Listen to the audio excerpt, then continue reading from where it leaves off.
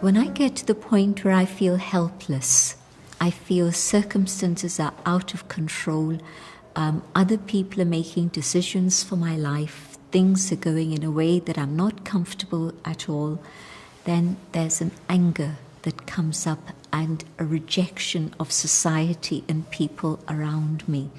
I feel I've been rejected, and so now I'm going to lash out.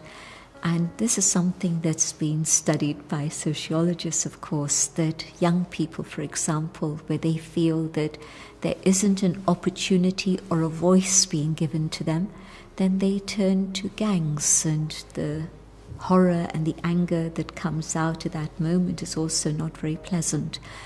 And so how do you deal with all of this?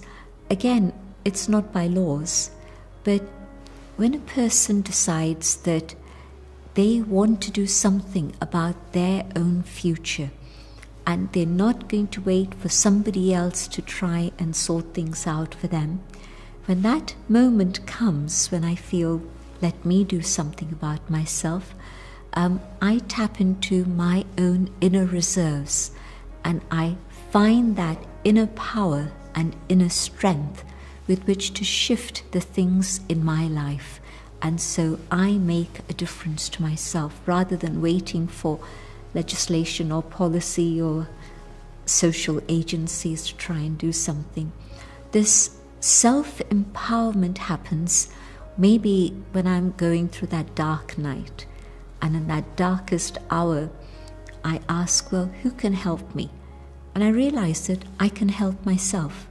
And in that moment, I rediscover that inner peace that is within, the power that I carry within myself. And I also come to realize that anger doesn't actually change a situation. Anger causes more problems to come rather than resolve problems. And so I realize that if I want to make a difference to my life, I have to make a difference to myself. It's become a habit to react. And every time I react, that particular pattern of behavior is reinforced and it gets stronger and stronger, which is what I was sharing, that I'd seen myself getting more and more angry, and then it reached that tipping point where I didn't want it to carry on anymore. And so if instead of reacting and creating problems for myself, I can just take a moment. There's that moment that happens within our own awareness in which I know I can go this way or I can go this way.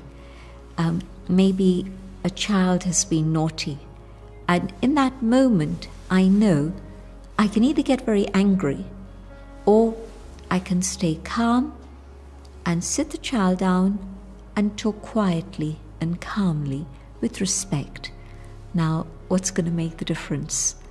And that's, in a sense, a simple situation in which it's pretty clear, but there is that moment in which I do have a choice.